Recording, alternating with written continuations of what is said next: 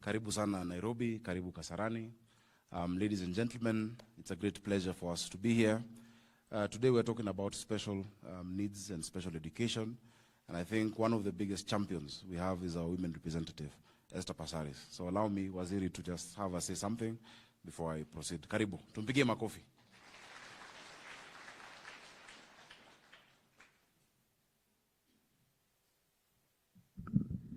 Your Excellency, and I'll say all protocols observed because of time. Your Excellency, I have worked with the persons living with disability forever. I had a company called Sharper Images that employed the deaf people, and I still have deaf people working in my office. And today I have been touched in such a special way. I feel that the money that was given to the people entrusted with this function was well spent. Well spent. As I walked around, you know, there are times you allocate money for a project and you go and you ask yourself, iyo pesa ilifanya kazi gani?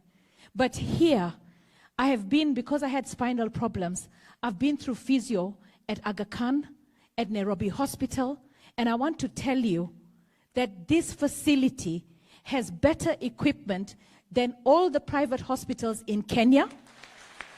This facility has better equipment and coordination than all the facilities I've been even in India. And when I hear that they will be charging only 100 shillings for a child, and they're charging 1,000 for an adult, and I know that even Kenyatta National Hospital charges a lot more, I believe that we should publicize this facility and ensure that Kenyans get to know. Your Excellency, I heard you asking a question when you were being shown the facilities. You asked, na watoto wa Kakamega wataenda wapi? We had the 8 provinces. Such a facility should be replicated in all the 8 provinces.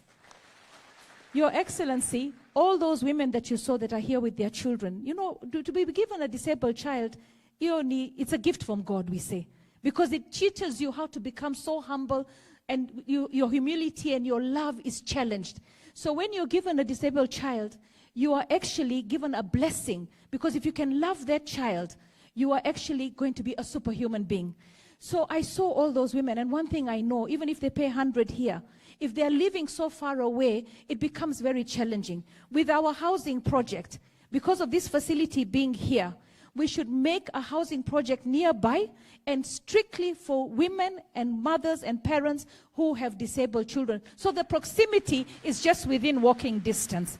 So we should try and make a holistic approach to dealing with disability. And you know now, Your Excellency, first of all, I'm very touched today. And I want to congratulate everybody that put the money to good use. This is the kind of Kenya we want, where you're given a budget and you do the right thing. Now that I have your audience, and I know you're a very busy man, Your Excellency, we have a problem at Kenyatta National Hospital. They are detaining patients. There are a lot of patients being detained, beds being occupied by people who should go home. And us as politicians, we are actually crippling Kenyatta National Hospital, because over the last 10 years, they've probably written 10 billion shillings. And when they get a budget, they're not being given the 10 billion that they've written off. So they need to be replenished with their budget so that they can be able, because if you're given a budget for the year and you wrote off last year because patients couldn't pay, then obviously you're sinking in a big hole. So Kenyatta National Hospital is challenged. I don't want any of those patients to spend Christmas in the hospital. Some are detained for even 6 months, 1 year. I really pray that you will give a directive to release all those detained patients, because that is part of your UHC. The community health promoters that you recently launched, I want to advise them to waende watafute hawa watoto ambao wamefungwa kwa manyumba. Watolewe waletwe hapa. Waanze physiotherapy. Thank you so much, and God bless you.